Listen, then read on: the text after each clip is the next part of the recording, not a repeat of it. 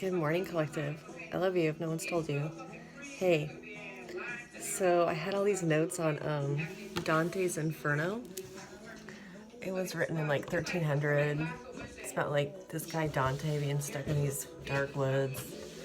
He meets this poet Virgil who wants to help him get to heaven, but instead takes him through all these orbs of hell. And when I started like taking notes on this story, I was like, this is really dark because there's all these orbs through purgatory and hell before you decide that, I want to do what's good and be in heaven.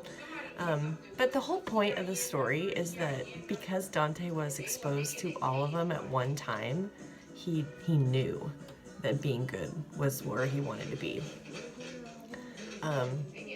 He saw everything. He saw everything from like the liars, the backstabbers, the blasphemous, the gluttonous. I mean, all these were layers of karma that you could get stuck in. And there was like a frozen part of hell where like Lucifer was, and he had Brutus and Cassius there who had betrayed Julius Caesar. And Lucifer was like eating on them. And then there was Judas there who had betrayed Jesus, and Lucifer was eating on him too. And I mean, it was just a really dark, and this is a poem. This is Dante's Inferno. I liked reading this in college because the book I had in college had all this beautiful, beautiful artwork where there were these angels fighting and just gorgeous pictures. This one didn't have any artwork. That's kind of what I wanted to share with you, is just the glory of these angels fighting for this person's behalf to get them to the higher levels of heaven. And I think it's because he was exposed to it all at once that he was so disgusted at these people just being tortured, that he knew that, oh yeah, I have to be good. There's no other choice for me. I have to be good. So, yeah. Anyway, I lost those notes. I woke up this morning. And that's okay, because I had an ancestor visit me in my sleep, so I was going to talk about that instead. Alexa, play Driving My Life Away. Play Driving My Life Away. So, the Lord has blessed thee by his power, because by thee he has brought our enemies to be naught. Blessed art thou, O daughter, by the Lord the Most High, above all women of the earth. Blessed be.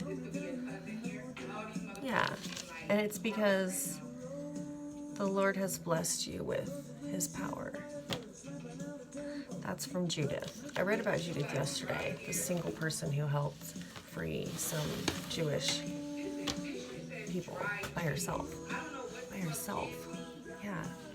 Okay, so when I woke up, this ancestor was my actual grandfather. He's been fixing my car. What's funny is, I don't know if your grandfather was married, and so when you see him, they're together. He's not together with grandma. He's actually by himself. His name was Abu Namnam. That was my grandfather.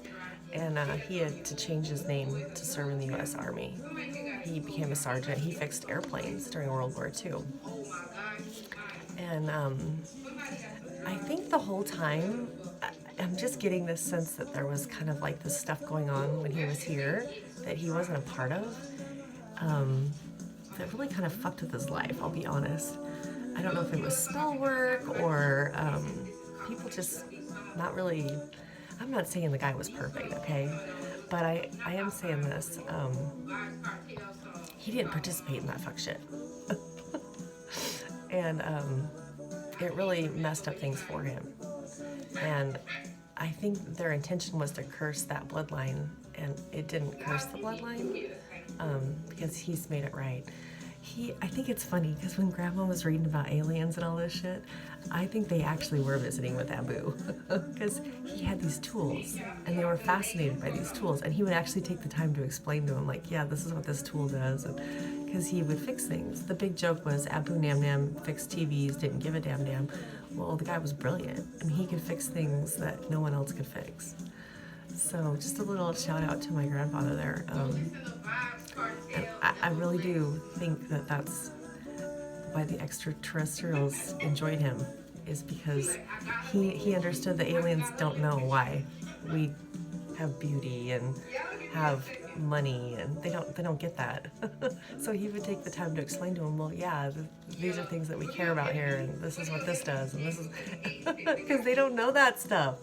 They don't get it. They're like, why do people comb their hair? Why do they have hair? Why do we have beauty? Well, it's just something that we care about here. And so anyway, Abu Namdam, yeah, he was Syrian, I believe. That's my grandfather. Hell, he could be my father for all the lies they told me in my family. Thank you. But he's worked on my vehicle. And I saw him when I was younger, you know. He would watch over me. I mean, like, watch me, like, run in the park and stuff. Never really talked to me very much, but now he's talking to me. Now he's like, yo, I got your car fixed. I got you. Because he's watching all this fuck shit around me. Alexa, play I've Got Friends in Low Places. Friends in Low Places.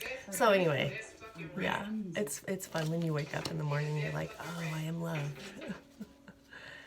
Because when they visit you, and they love on you. And they tell you some really cool shit.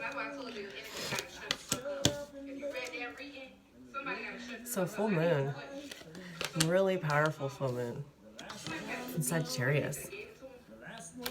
Yeah, I don't know if any of the other collective were part of a ceremony last night in the dream state, but it's a pretty big deal. There's some red carpet, I know that. I know some ancestors are there, but I am more than happy to be at that ceremony for those of you that have reached a certain pinnacle in their career.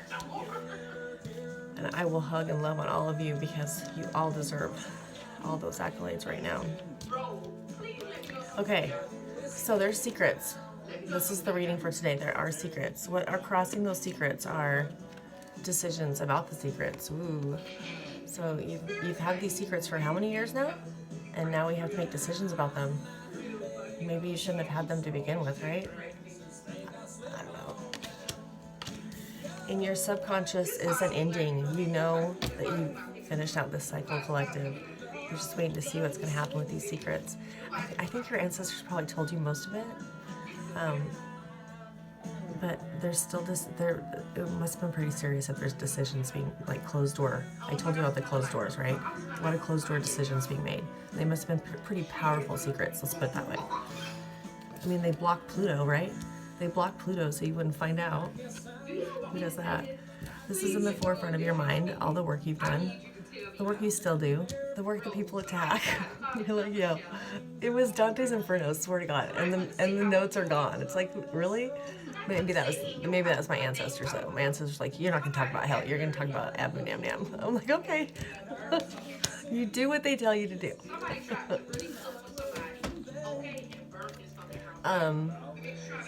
This was supposed to come toward you.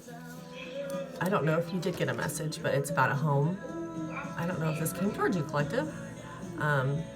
They might just be watching you, like as an experiment at this point to see, well, how long can we keep her in this box? That's not gonna happen. You can try, but eventually you're gonna have to tell me about this house. Yeah. You kept it from the collective for a really long time, and I don't think you want to keep doing that. This is where you're headed. This lover thing, right? Because we've already talked about, in order to keep standing, you just give a piece of your heart, okay? You've forgiven these people. They've kept you in the dark. They've kept you in these secrets for a really, really long time. This is a ridiculous long time, okay? So ridiculous long a time that you've got other ancestors coming to you going, I have got your back. Because obviously these people down here do not have your back. And so you have the love of the ancestors right now. Even if you don't have this other person here to hold your hand and empower you. I think they want you to go through the portal with a divine being. Okay, you divine femmes out there. I feel like that's the goal. And I don't know if that's because your powers are enhanced when you meet your divine feminine, but there's something about you going through the portal with this person that's a huge deal to the ancestors. But they also know that doesn't always happen. And that's okay. You know, Jesus was not with his divine feminine. He was by himself, and he got to a very high position at the table in heaven. And I can see him there now, and he's quite happy. He's single, and he's very powerful. So if you're in that position, don't feel that like, oh, I made a mistake, I should go. No, you didn't make a mistake. It was meant that you go alone. And you know, that there is always this pressure, and you feel like, oh, am I doing this right? Is this what they? The ancestors will let you know. They'll let you know, because they'll give you examples of people just like you, okay, to encourage you. This is how people see you, this hermit. But, you know, you're having so much fun. It's not like, you know, they show this guy is like really lonely and stuff. Dude, he's got the light. He's got the light. He's not lonely. He's actually kind of chill. Alexa, play Tom Petty. Here's some music by Tom Petty There's, on oh, Amazon yeah, Music. this lady with her sword. Ooh. These are her truths. These are not the truths of the working spiritual universe, okay? I'm just going to say it. This person with all these truths that has been very cruel and have had collective, they have tried to disable you to the point where like you're waking up with like bruises on your knees because you feel like they're trying to knock your knees right out from under you. But collective, you're so tall, like that's only going to make you a normal sized person if they knock you down to your knees. I mean, my God, what, you're like 7 foot tall? So it's like, yo, you knocked me off at my knees, so what? I'm a normal sized woman now. You know what?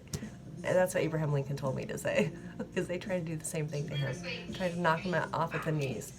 And he's like, do you realize I'm 7 foot tall? Do you realize this will make me just the normal height at this point? I don't like the vibe of this card, because this person is just spreads and stuff to make up their own reality. It's not even real. It's not even true. If this would have been in the center of the reading, I would have hoped that it would have vibed with you, collective, and your truths of the things that you've learned that are spiritually true. But I don't think this is you. And you're gonna have to jump off that cliff. You're gonna have to hang glide off that cliff. I think you're gonna be okay. You've come this far. You do what you gotta do, right? And you got all the ancestors that are like, you go, you do it. All right, you guys have an awesome day.